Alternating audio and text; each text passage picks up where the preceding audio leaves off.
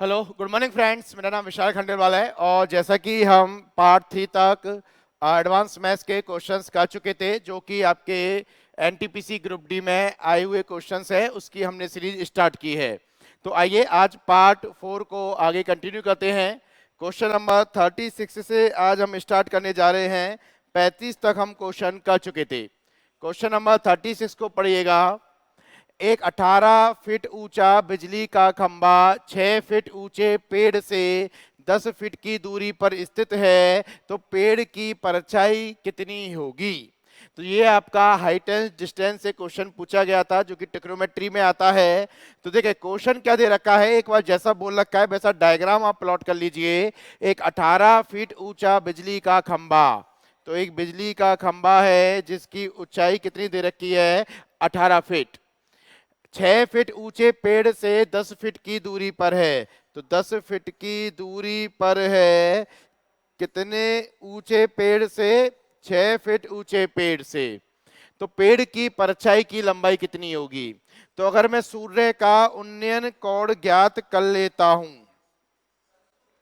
अगर सूर्य का उन्नयन कोण ज्ञात कर लेता हूं तो परछाई की लंबाई भी निकाल सकता हूं। तो यहां से आप अगर देखें, अगर मैं इससे इसको मिला देता हूं और ये आपका बेस है, तो ये 10 है, तो ये भी कितना होगा बताइए? 10 होगा नहीं होगा? होगा। सेम ये 18, ये 6, तो ये कितना बच गया आपका? ये 6 है, तो ये कितना बच गया? 12 बच गया। ये 12 बच गया। अगर मैं इसको थीटा मान लेता हूं तो केवल अगर यहाँ ए और बी लेता हूं तो ए बी की परछाई केवल जो 10 फीट दे रखा है आधार उस पर ही पड़ेगी। तो यहां अगर मैं टेन थीटा लगा देता हूं कि भाई टेन थीटा बराबर होता है लंब बटा आधार, तो लंब क्या होगा? केवल ए बी होगा और आधार 10 के बराबर होगा। तो टेन थीटा बराबर होता है लंब बटा आधार, तो 12 बटा 10।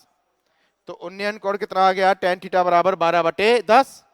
अब मेरे से क्या पूछा है? पेड़ की ऊंचाई की लंबाई। अब पेड़ कितना ऊंचा है बताइए? 6 फीट ऊंचा है या नहीं है पेड़?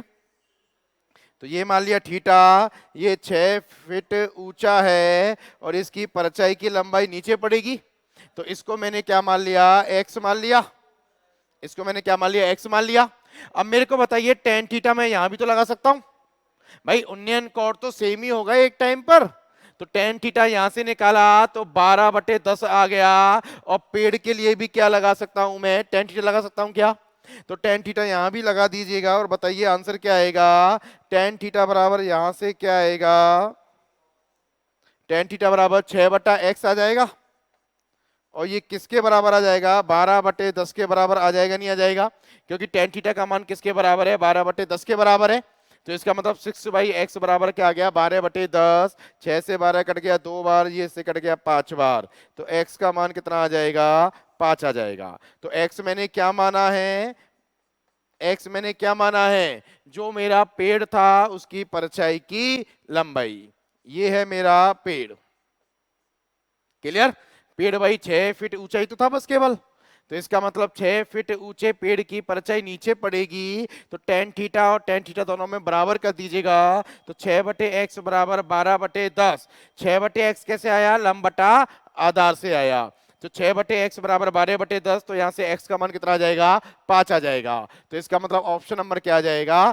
डी आ जाएगा। उतार लीजिए भाई। जब भी उन्नयन कोड की बात की जाएगी तो उन्नयन कोड सभी के लिए समान रहेगा। तो एक बार तो उन्नयन कोड मैंने आपका इस वाले त्रिभुज से निकाल लिया और एक बार उन्नयन कोड मैंने आपके जो पेड़ दे रखा था वहां एक त्रिभुज बनाया उससे निकाला। और दोनों के उन्नयन कोड आपस में क्या कर दिए? बराबर कर दिए। क्योंकि टेन थीटा बराबर यहां से आया 12 बटे 10 और यहां से टेन थीटा बराबर कितना आएगा? 6 बटे एक्स। अब दोनों को बराबर करूंगा, then we have to get X बराबर 5। तो एक्स का मान कितना आ जाएगा? 5 फीट। उतार लीजिए। बहुत ही अच्छा क्वेश्चन था। हाइट एंड डिस्टेंस का क्वेश्चन पूछा गया था सीधा सीधा। और हाइट एंड डिस्टेंस से एक क्वेश्चन डेफिनेटली आपका आता ही आता है। उतार ले। क्वेश्चन नंबर 37 देखें।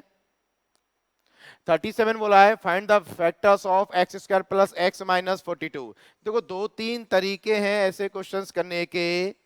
या तो बराबर 0 करके इसके फैक्टर्स निकालिए। तो बेसिक मेथड क्या है, ऐसी वैल्यू सोचिए जिसको जोड़ने से तो x आ जाए और जिसका मल्टीप्लाई करने से -42x² आ जाए। तो क्या क्या वैल्यू हो सकती है बताइए जरा। x² प्लस x की जगह मैं क्या ले सकता हूं वो बताइए जरा। x² और x को मैं क्या ले सकता हूं, 7x - 6x लिख सकता हूं क्या, और -42 बराबर कितना चल रहा है, 0। भाई ऐसी वैल्यू सोचो जिसको घटाने जोड़ने से तो x आ जाए और जिसका मल्टीप्लाई करने से 42x² आ जाए माइनस का। तो 7 × 6 -42x² आ जाएगा।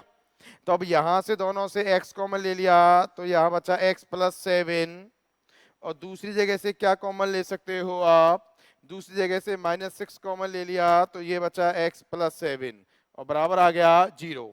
तो इसका मतलब इसके फैक्टर्स हो गए x + 7 और x - 6 बराबर 0। तो यही इसके क्या होंगे, फैक्टर्स होंगे।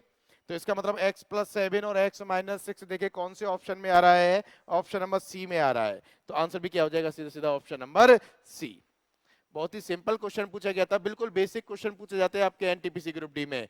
ये एनटीपीसी 30 मार्च 2016 शिफ्ट 1 में क्वेश्चन आपका पूछा गया था। उतार लें।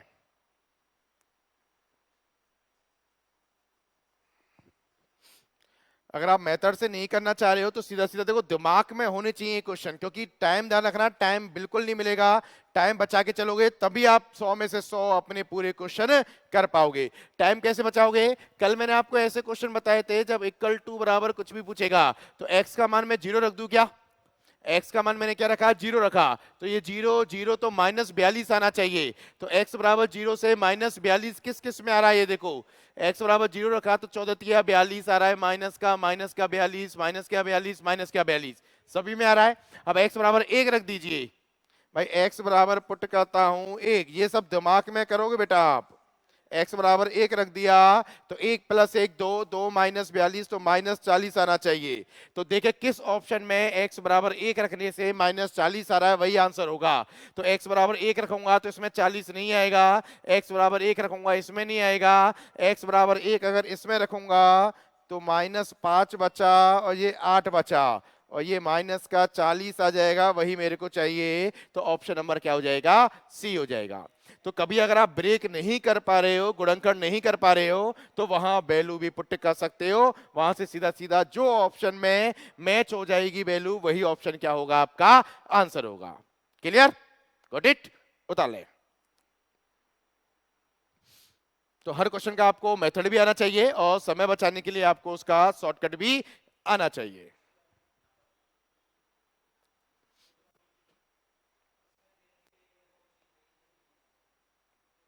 Next question number 38। देखो अपन पिछली 2-3 क्लास जो कर रहे हैं वहां पर अपन मीन के क्वेश्चंस कर चुके हैं, दोबारा से पूछ लिया है। तो मैं आपको बता चुका हूं मीन का मतलब क्या होता है, एवरेज, औसत होता है। मीन का मतलब क्या होता है, हमेशा एवरेज, औसत होता है। तो मतलब जो भी डाटा दे रखा है उसका क्या निकालना है, औसत निकालना है। तो औसत होता है राशियों का योग बटा राशियों की संख्या। तो 1 + 2 + 10 + 18 + 3 + 17 + 19 और संख्याएं कितनी है, 1 2 3 4 5 6 7 संख्या है, ये आएगा। अब सबको जोड़ लीजिए एक बार जरा। 18 2 20 और 10 30 और 31 और 3 34, 34 और 17 और 19 जोड़ लीजिए। 7 और 4 11 9 20, हासिल लगी 2 3 2 5 70। तो सभी का योग कितना आ गया, 70। तो 70 / 7 कितना आ जाएगा, 10। तो इसका मतलब इसका माध्य कितना आ जाएगा, ऑप्शन नंबर बी 10। बहुत ही सिंपल क्वेश्चन है और ये हर पेपर सेट में पूछा जा चुका है आपका क्वेश्चन। ये क्वेश्चन आपका 30 मार्च 2016 शिफ्ट 1 का जो पेपर हुआ था वहां पर आपका ये क्वेश्चन पूछा गया था। और अपन पिछली 2-3 जो लेक्चर दे चुके हैं आप लोगों को, वहां भी मैं आपको माध्य के ऊपर क्वेश्चन कराता आ रहा हूं। तो इसका मतलब मीन या माध्य या बहुलक के ऊपर डेफिनेटली एक क्वेश्चन आएगा ही आएगा। क्लियर। तो माध्य का मतलब होता है औसत और औसत का मतलब होता है राशियों का योग बटा राशियों की संख्या। तो जितने भी नंबर्स दे रखे थे सबको जोड़ लिया और टोटल नंबर्स कितने हैं 7। तो सबको जोड़ने से आ गया 70 और नीचे चल रहा है 7, तो 7 से 70 कट गया आपका 10 बार। तो माध्य कितना आ जाएगा इसका?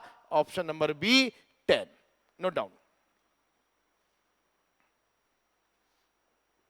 देखो जहां तक अपन समझते हैं एक्सपर्ट्स का मानना है कि जितने आए हुए क्वेश्चंस हैं उन सभी का प्रैक्टिस आप करके जाए, उन सभी का कलेक्शन आपके पास होना चाहिए। क्लियर? क्योंकि आए हुए क्वेश्चन से आपको पता चल जाता है कि पेपर में किस टाइप के क्वेश्चंस आपसे पूछे जा सकते हैं। Question number 39। देखो क्वेश्चन नंबर 39 में पूछा है बहुलक निकालिए, मोड निकालिए और मीडियन। तो मीडियन को हिंदी में बोलते हैं माध्यिका। मीडियन को हिंदी में हम बोलते हैं माध्यिका। तो देखो तीन चीज होती हैं, अभी अपन ने जस्ट इससे पहले वाले क्वेश्चन में पढ़ा था माध्य, यहां पर क्या आ गया बहुलक, और ये क्या हो गई माध्यिका। तो तीनों में क्या डिफरेंस है वो एक बार मैं आपको बता देता हूं। एक एग्जांपल लेता हूं, एक एग्जांपल से आपको ये समझाता हूं कि तीनों में क्या डिफरेंस है। मान के चलो मेरे को कोई एक एग्जांपल दिया हुआ है, उसके बाद मैं फिर आपको इस एग्जांपल को दोबारा से समझाऊंगा।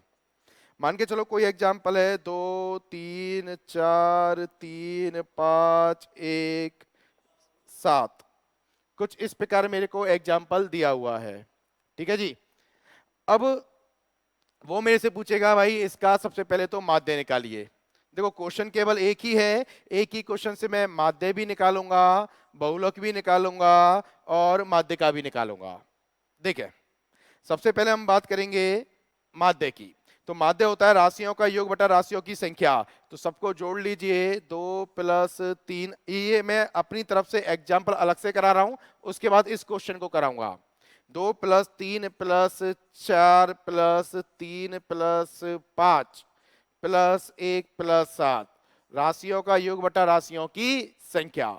अब इन सबको जोड़ के देखो कितना आ रहा है। 3 और 2 5, 5 और 4 9, 9 और 3 12, 12 और 5 17 और 1 18, 18 और 7 25। तो ये कितना आ गया 25/7। अगर मेरे को ये क्वेश्चन दे रखा है कि भाई इसका माध्य निकालिए, तो माध्य इसका कितना आ जाएगा 25/7। माध्य कितना आ जाएगा इसका 25/7।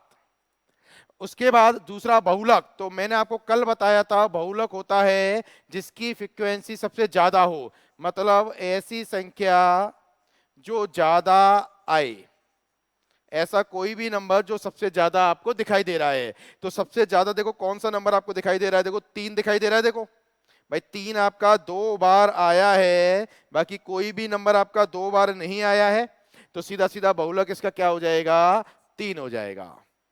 तो बहुलक का आंसर क्या हो जाएगा 3 हो जाएगा। तीसरा इसकी माध्यिका। अब देखो माध्यिका क्या होता है, जब भी आप माध्यिका निकालोगे ना, हमेशा डाटा को आप आरोही क्रम में लिखोगे।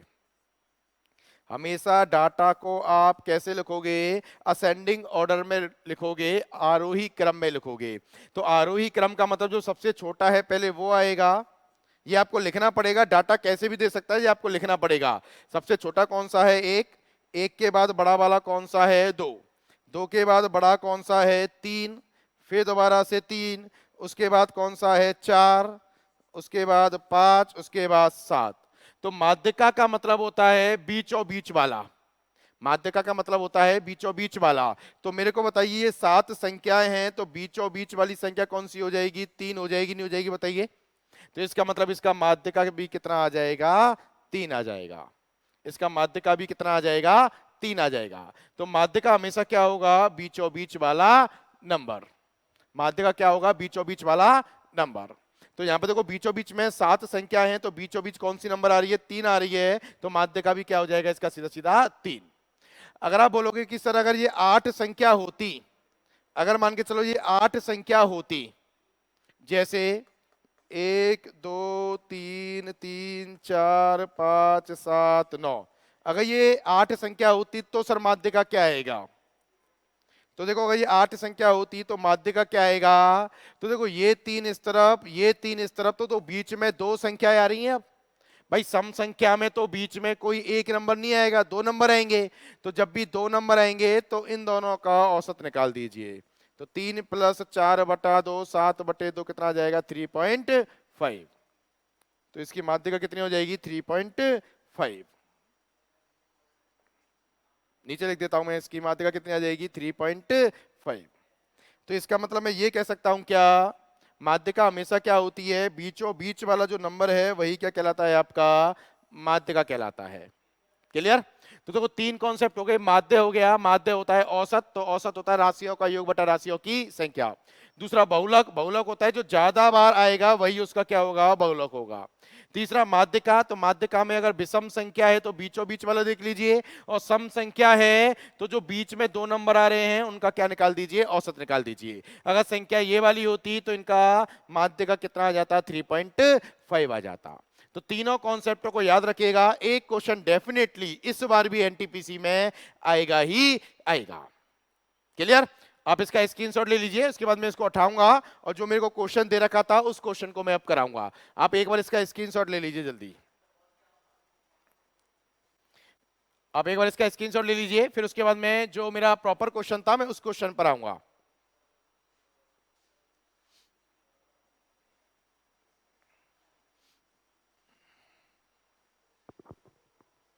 जी, अब जो मेरा क्वेश्चन था वो देखो, मेरा क्वेश्चन क्या था।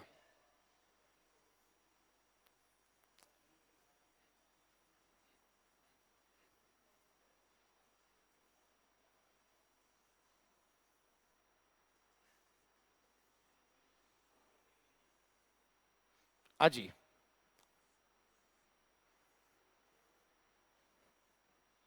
अब मेरा क्वेश्चन देखो क्या था।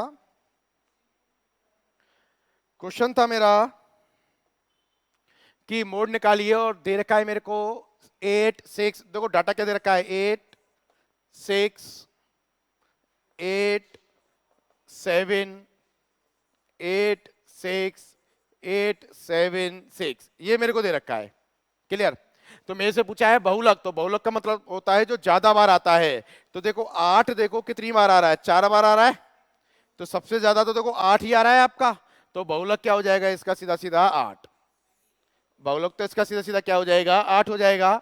दूसरा मेरे से पूछा है माध्यिका, तो माध्यिका के लिए इसको आरोही क्रम में जमाना पड़ेगा। हमेशा ध्यान रखें, माध्यिका के लिए पहले आपको आरोही क्रम में जमाना पड़ेगा। आरोही क्रम का मतलब बढ़ते हुए क्रम में लिखना पड़ेगा संख्याओं को। ऐसे मत करना कि बीच में ऐसे निकाल दो, ऐसे मत करना, आरोही क्रम में पहले लिखना पड़ेगा। तो आरोही क्रम में सबसे छोटा वाला कौन सा, देखो 6 है पहले तो 6 3 बार आ रहा है, उसके बाद 7 2 बार आ रहा है, और उसके बाद 8 4 बार आ रहा है। कुछ इस प्रकार लिखा जाएगा। अब मेरे को ये बताइएगा जरा, इनमें बीच में संख्या कौन सी आ रही है, देखो 4 इस तरफ 4 इस तरफ, तो बीचों बीच देखो 7 नंबर आ रहा है कि नहीं आ रहा। तो इसका मतलब इसकी माध्यिका कितनी हो जाएगी 7। तो बहुलक हो जाएगा 8 और माध्यिका हो जाएगी 7, जो कि ऑप्शन नंबर किस में दे रखा है, सी में दे रखा है, फ्री का नंबर है। बहुलक तो बहुत ही सिंपल है बेटा, और यहां से डेफिनेटली क्वेश्चन आएगा ही आएगा। तो बहुलक होता है जो जितनी ज्यादा बार आता है, जिसकी फ्रीक्वेंसी ज्यादा होती है, वो क्या कहलाता है आपका बहुलक कहलाता है। क्लियर। बता ले। और माध्य अगर इसका निकालना होता तो माध्य क्या होता है, राशियों का योग बटा राशियों की संख्या। तो मैंने आपको एक ही क्वेश्चन से तीनों कॉन्सेप्ट बता दिए हैं। आशा करता हूं बहुत अच्छी तरह से आपको समझ में आ गया होगा। उतारते चलिए।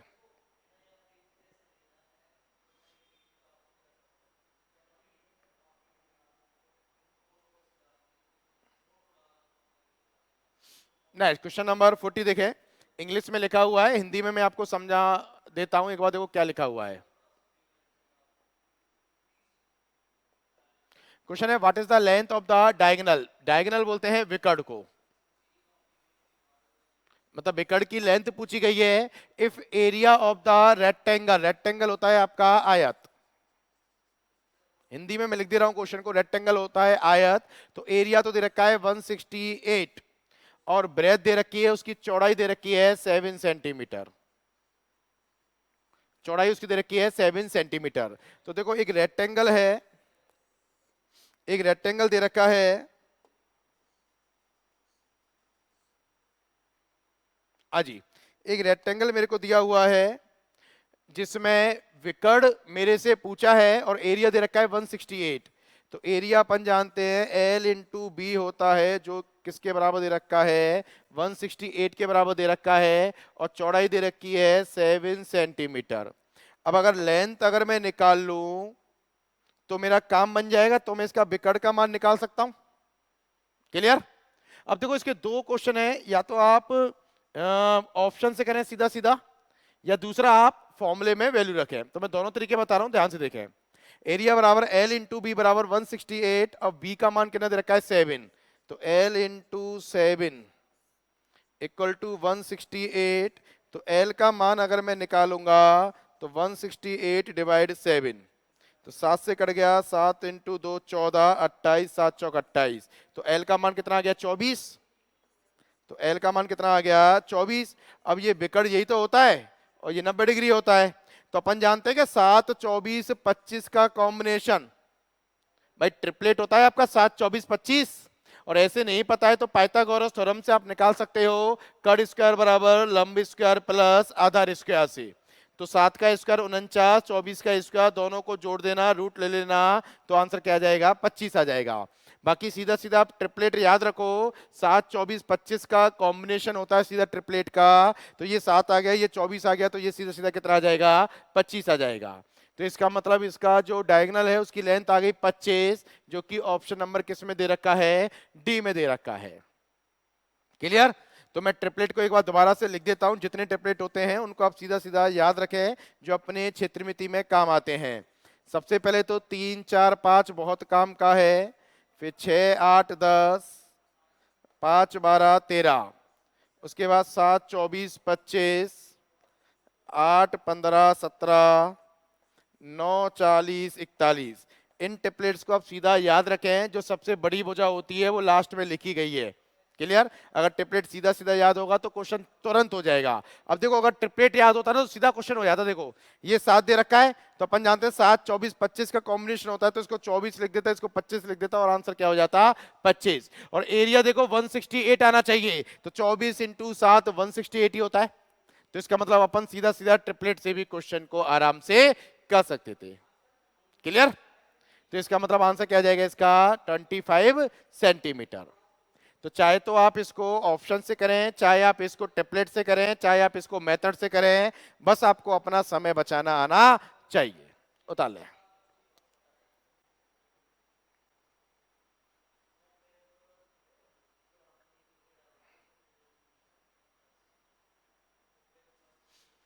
क्वेश्चन नंबर 41 देखें। If the value of theta बराबर 30 डिग्री, तो थीटा का मान दे रखा है मेरे को 30 डिग्री। देखो टेबल वाला क्वेश्चन आ गया, टेबल में आपको पहले बना चुका हूं। तो मेरे से पूछा है tan square theta plus cot square theta. अरे इतने सिंपल क्वेश्चन आएंगे तो बेटा नहीं कर पाओगे क्या? बिल्कुल कर लोगे। थीटा का मान क्या रख दीजिए बस 30 डिग्री। तो tan square 30 degree plus cot square 30 degree. अब tan 30 का मान होता है 1/√3, तो इसका होल स्क्वायर, और कॉट 30 का मान होता है √3, तो इसका होल स्क्वायर। बस आपको टेबल याद होनी चाहिए, और वो मैं आपको पहले लेक्चर में करा चुका हूं। तो 1/√3 का स्क्वायर हो गया 1/3, और √3 का स्क्वायर हो गया 3। अब 3 एलसीएम ले लिया, 3 इंटू 3 9 + 1, तो 10/3। तो ऑप्शन नंबर क्या आ जाएगा? डी आ जाएगा। उतार लें। और यह क्वेश्चन आपका 30 मार्च 2016 शिफ्ट 1 में पूछा गया था। भाई प्रैक्टिस इतनी मजबूत होनी चाहिए कि क्वेश्चन देखते ही क्लिक होना चाहिए। अब वहां पेपर में अगर कोई फंस जाएगा कि यार tan 30 का मान क्या है, तो वो पेपर कर ही नहीं पाएगा। तो पेपर एडवांस में तभी कर पाओगे जब आपको सारे कॉन्सेप्ट, सारे फॉर्मूले, जितनी भी अप्रोच है वो सब आपको आना चाहिए। और एडवांस मैथ्स बहुत ही सिंपल है, डरो मत एडवांस मैथ्स से। क्लियर? उतार लें। बाकी मैं आपको इसकी पीडीएफ फाइल भी प्रोवाइड करा दूंगा, तो वहां से आप दोबारा सॉल्यूशन इनका देख लें। क्वेश्चन नंबर 42 इंग्लिश में लिखा हुआ है, हिंदी में मैं आपको समझा देता हूं। उसने बोला आप पॉलीगॉन हैज 9 साइड्स, मतलब कोई बहुभुज है, पॉलीगॉन बोलते हैं बहुभुज, जिसमें भुजाओं की संख्या दे रखी है 9। कोई बहुभुज है जिसमें भुजाओं की संख्या दे रखी है 9, तो मेरे से पूछा है इंटीरियर एंगल। इंटीरियर एंगल होता है अंतःकोण। मेरे से पूछा है इंटीरियर एंगल निकालिए, उसका अंतःकोण कितना होगा। तो अंतःकोण का सीधा सीधा फॉर्मूला आप लिख लीजिए, और बहुत ही काम का फॉर्मूला है, सीधा सीधा क्वेश्चन पूछा जाता है, लिख लीजिए।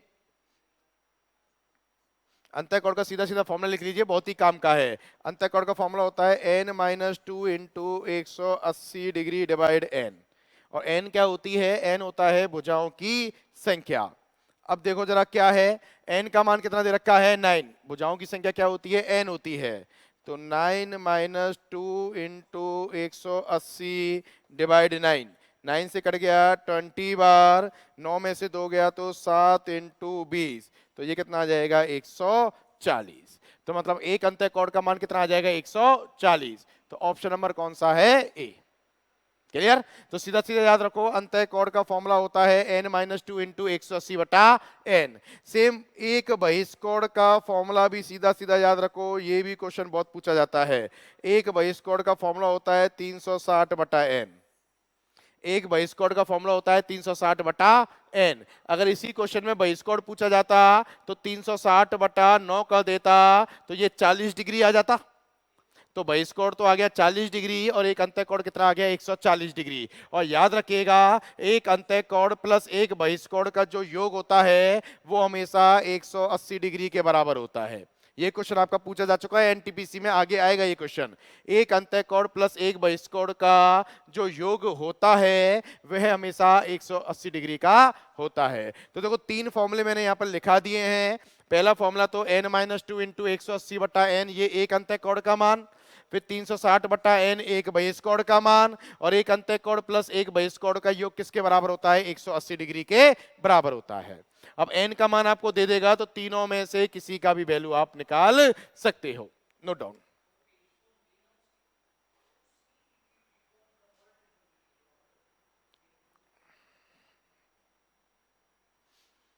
क्वेश्चन नंबर 43 देखें, समरूपता से आपका क्वेश्चन पूछा था, बहुत ही शानदार क्वेश्चन था। ये आपका 30 मार्च 2016 शिफ्ट 1 में क्वेश्चन पूछा गया था। देखें समरूपता की कंडीशन क्या होती है वो आपको आना चाहिए, तभी आप ये क्वेश्चन कर पाओगे। अगर दो त्रिभुज आपस में समरूप त्रिभुज होते हैं तो उनमें भुजाओं का अनुपात हमेशा आपस में बराबर होता है, लेकिन भुजा भी संगत भुजा होनी चाहिए। अगर दो त्रिभुज आपस में समरूप त्रिभुज हैं तो उनमें संगत भुजाओं का अनुपात भी आपस में क्या होता है, हमेशा बराबर होता है। जैसे ये दोनों त्रिभुज आपस में देखो सिमिलर ट्रायंगल्स दे रखा है। सिमिलर ट्रायंगल्स का मतलब हो गया समरूप त्रिभुज, हिंदी में इनको बोलते हैं समरूप त्रिभुज। तो उसने दे रखा है कि दोनों त्रिभुज आपस में क्या है, समरूप त्रिभुज हैं, तो इनकी भुजाओं का अनुपात भी आपस में क्या होगा, बराबर होगा। अब जैसे WV के संगत भुजा कौन सी है, MN, तो यहां से मैं ये ले सकता हूं क्या, WB बटा MN बराबर UB की संगत भुजा कौन सी है, LM, तो UB बटा LM। और मेरे को मान किसका निकालना है, मेरे को मान निकालना है the value of side S। जो ये S दे रखा है इसका मान निकालना है। तो सभी का मान रख दीजिए और बताइए आंसर क्या होगा। तो WV का मान कितना है बताइए जरा, 28। MN का मान कितना है 7 बराबर UV का मान कितना है 32, और ये S दे रखा है इसका मान निकालना है। ये कट गया 4 बार, ये कट गया 8 बार, तो S का मान कितना आ गया, सीधा सीधा 8। तो आंसर क्या आ जाएगा, ऑप्शन नंबर सी। तो ध्यान रखें, जब भी दो त्रिभुज आपस में समरूप त्रिभुज होते हैं तो उनमें संगत भुजाओं का अनुपात, संगत भुजाओं का अनुपात आपस में क्या होता है, बराबर होता है। क्लियर, बता लें। अगर दो त्रिभुज, एक कॉन्सेप्ट होता है सर्वांग सम का, कॉन्ग्रुएंस ट्रायंगल जिसको बोलते हैं। अगर सर्वांग सम होता है तो वहां भुजाएं बराबर होती हैं, लेकिन समरूपता में भुजाओं का अनुपात हमेशा आपस में बराबर होना चाहिए, लेकिन वो भी संगत भुजा होनी चाहिए। जैसे WV की संगत भुजा कौन है, MN। सेम UV की संगत भुजा कौन है, LM। सेम अगर UW की संगत भुजा देखूंगा तो क्या हो जाएगी, LN हो जाएगी। क्लियर। तो संगत भुजाओं का अनुपात आपस में हमेशा क्या होना चाहिए, बराबर होना चाहिए। Note down.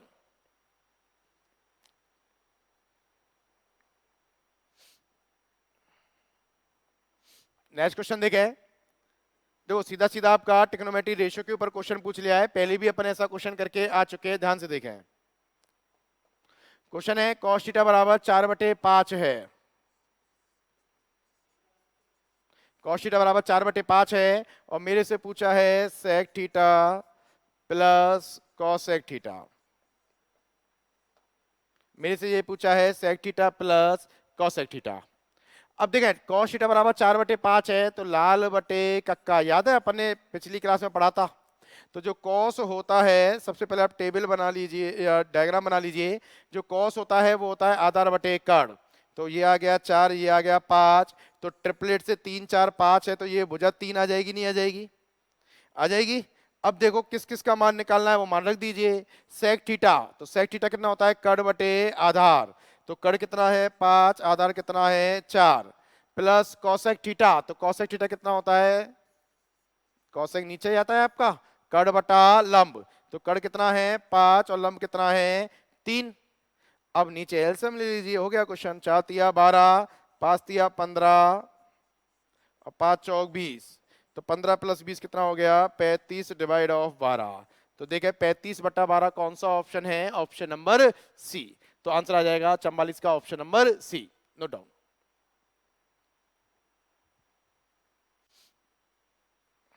बस आपको लाल बटे कक्का याद होना चाहिए, और एक अनुपात से अगर कोई भी दूसरा अनुपात पूछा जाएगा तो वह हमेशा सॉल्व किया जाएगा लाल बटे कक्का से।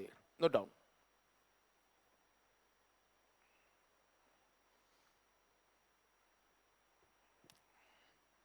नेक्स्ट क्वेश्चन नंबर 45 देखें। बहुत ही सिंपल क्वेश्चन पूछा गया था। अभी भी कह रहा हूं बेटा, पूरे में से पूरे नंबर आपके आने चाहिए, कोई बड़ा पेपर नहीं है एनटीपीसी का। मेरे को क्वेश्चन दे रखा है a माइनस बी का होल स्क्वायर प्लस 2ab। तो सीधा ओपन कर दीजिए a माइनस बी का होल स्क्वायर, तो a square plus B square minus 2ab, और ये प्लस का 2ab जिससे कट जाएगा। Then we have to get a square plus B square. तो ऑप्शन नंबर क्या आ जाएगा? बी आ जाएगा। सीधा सीधा फॉर्मूला ओपन करना था a माइनस बी का होल स्क्वायर। Note down.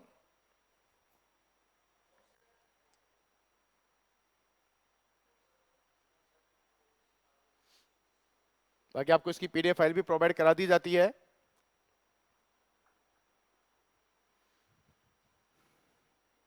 तो आज हमने केवल 45 तक ही क्वेश्चंस किए हैं। आज अपनी क्लास का पार्ट 4 आज हमने कंप्लीट कर लिया है।